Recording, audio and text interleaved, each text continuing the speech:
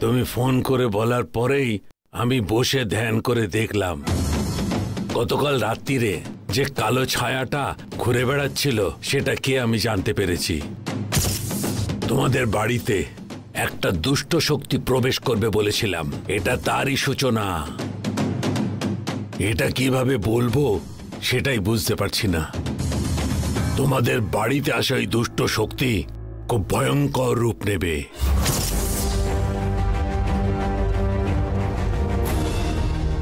অনেক সিদ্ধি লাভ করেছে। ওর একই সময় দুটো জায়গাতে উপস্থিত থাকার শক্তি আছে। কোনো কিছু ছাড়াই শুধু হাওয়া নিয়ে বছরের পর বছর থাকতে পারে। তোমাদের চোখের সামনে থাকলেও তোমরা ওকে দেখতে পাবে না। তোমার সাথে তোমার গলাতেই কথা বলতে পারে। ওকে ওই তরোয়াল আর বন্দুক দিয়ে মারা সম্ভব নয়।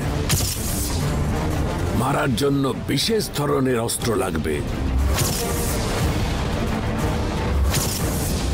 কখনো কখনো এমন ঘটনা ঘটে স্বয়ং ভগবান ওকে নিয়ন্ত্রণ করতে পারে না।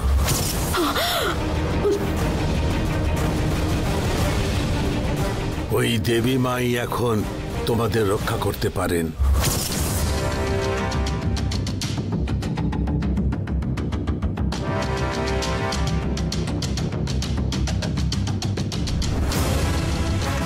এই নারকেলটা দাও মা।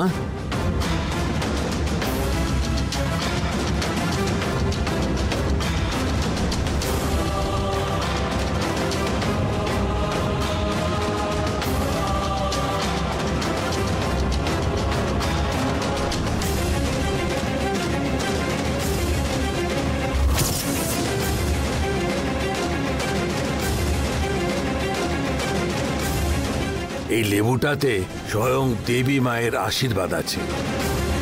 এইটা নিয়ে গিয়ে ঠাকুর ঘরের এক কোণে রেখে দাও। ওই দুষ্ট শক্তির অত্যাচার একটু কম হলেও হতে পারে। তারপরে কি করা যায় সেটা ভেবে দেখব। আমার পরিচিত কয়েকজন গুরুদের সঙ্গে আমি কথা বলে দেখব। যে এসেছে সে কত শক্তিশালী সেটা জানতে পারলে তাকে হারানো সম্ভব হতে পারে। আমি তোমাকে এইখানে কেন আসতে বললাম বলো তো? ওই দেবী মা পার্বতীর আশীর্বাদের সঙ্গে ওই বিঘ্ন বিনাশক গণেশের কৃপাও থাকা ভালো। এই লেবুটাকে যত্ন করে নিয়ে যাও।